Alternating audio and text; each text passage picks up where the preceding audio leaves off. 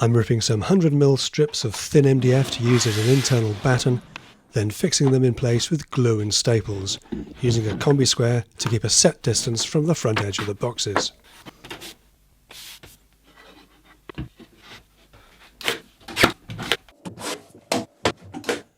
Earlier on I'd made some filter frames from inch square batten just taped together to get the size right, and now I'm fixing these with a dab of glue and a screw in each corner.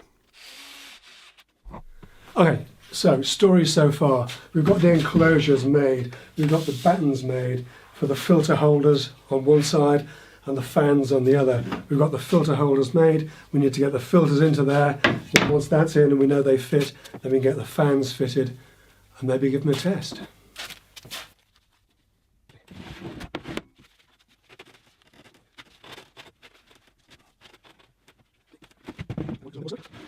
There we are. Okay,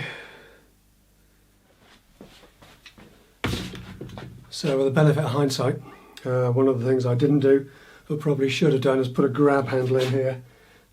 These are probably a bit deeper than they needed to be actually, because actually the cable will wrap around the fans themselves, but I'm just going to put a little handle in here, just to make it easier to move around. Nothing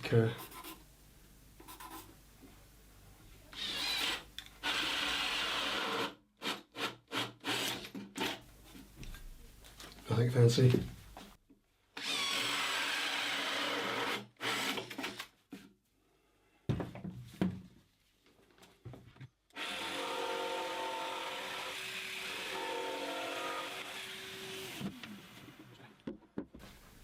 Okay, so with the filter in nice and snug, you get the fans in. This is the one with the fan missing, so we certainly need to pop another one of those in later. Let's just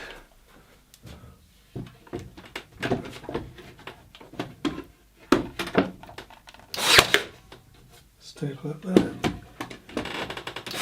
staple down there, one on each side.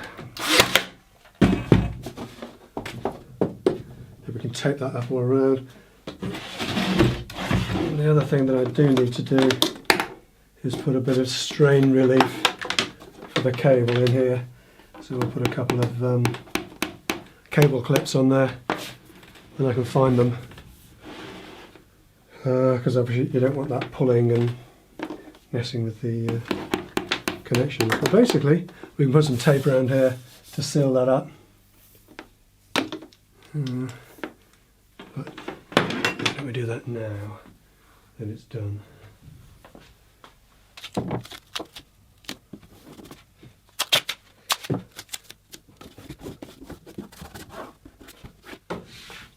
So there you go, a couple of filter extractor type boxes, just made out of whatever bits of scrap I've got to hand. The filters were 12 or 13 pounds, the fans were about 18, so about 30 quid, plus the bits of scrap. And we'll see how good they are. I don't honestly know how effective they'll be. We're not trying to create enough of a draft that you're sucking the paint away from the workpiece. All we want to do is create a sort of an airflow so that it captures some of the overspray, so that we don't have to keep sort of masking everything down every time. But that's it for now. We won't really know how effective they are until we start spraying something. And to start spraying something, well, we need to get some work in. Before we run a real world test, I want to fit the ears around the fan boxes, and with the shapes marked out, and note that it's off centre for flexibility in use, and the flaps scored and folded back, these are just held in place with tape.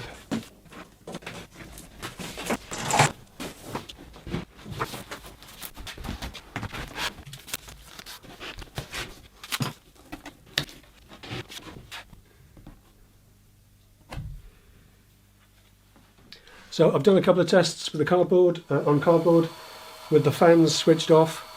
I'm going to do one side of all the spraying on this little job that I need to do with the fans off, and we'll check the air quality monitor. We'll let that settle, then we'll do the same again with the fans on and see if they make any difference.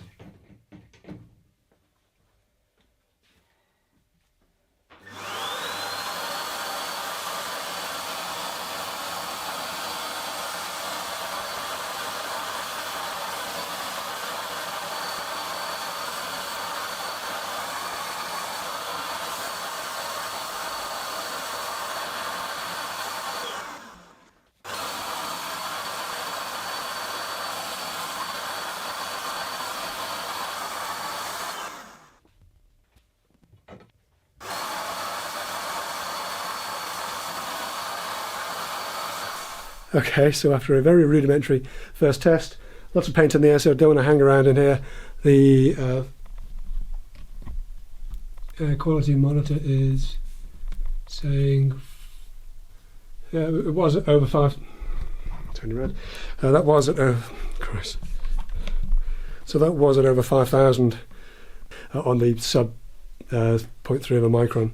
But you know, first tests actually, you know, not terrible. Obviously the spray booth seems to work quite well. I think I definitely still need given the extent of the overspray, bearing in mind we aren't using these fans at the moment. There is absolutely overspray on here, so you know, that's why I put this up there.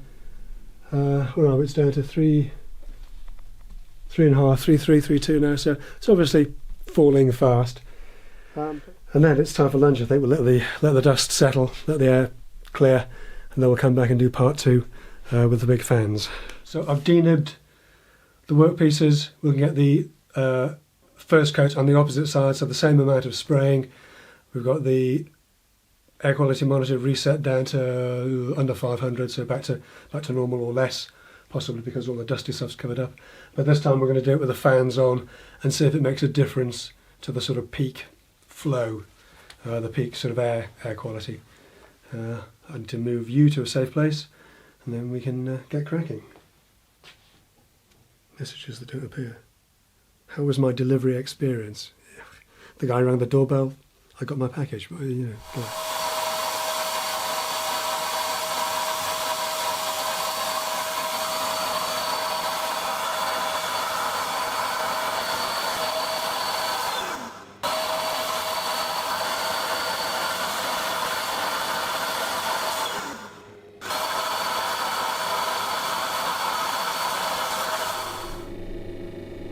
Yeah, that's better. Okay, so fairly clearly, and I don't want to stay too long in here because I can still taste the paint in the air because there's obviously still some, but it is dropping. But fairly clearly, having the little fans here definitely takes away some of the overspray. Not all of it on this little HVLP system, but a good portion of it. It was peaking at over 5,000 when I did the first coat. Now I've done the first coat on the other side, same quantity of paint used.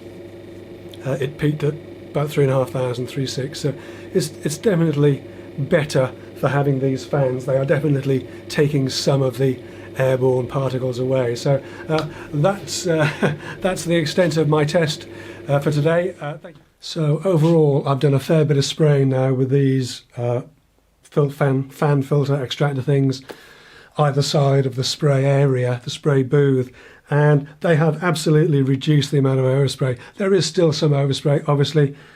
It's not terrible. It's certainly nothing like as bad as it was when I first had my Graco. As I say, that's not a ding on the Graco. The Graco was actually faulty and I didn't realise it. But you can see from the fronts of these just how much paint these filters have actually caught.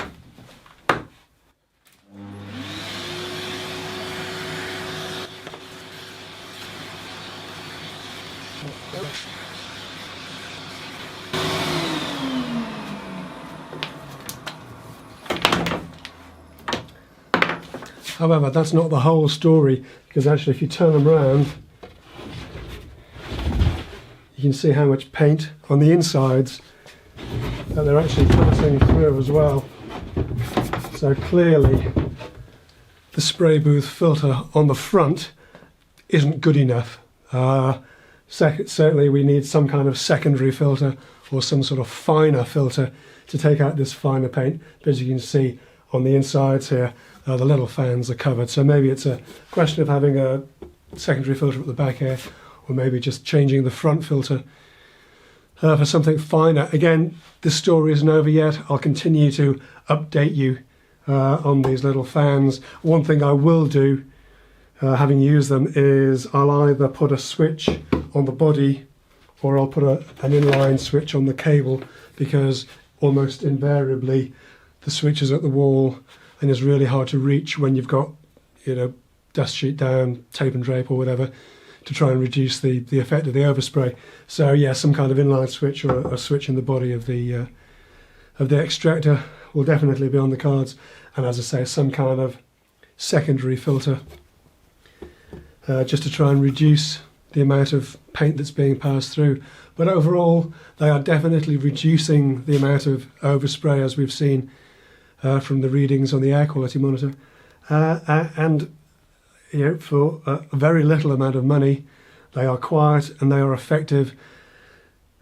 What's not to like? That's it for this little spray booth filter build. I hope you've enjoyed it. I hope you found it useful. If you did, give the video a thumbs up and share it freely amongst your friends. Best way not to miss a video is by subscribing. And if you do subscribe, don't forget to hit that bell. Then you'll be notified whenever I put up something new. But that's it for this week. Thanks so much for watching, and I'll see you next time. Take care.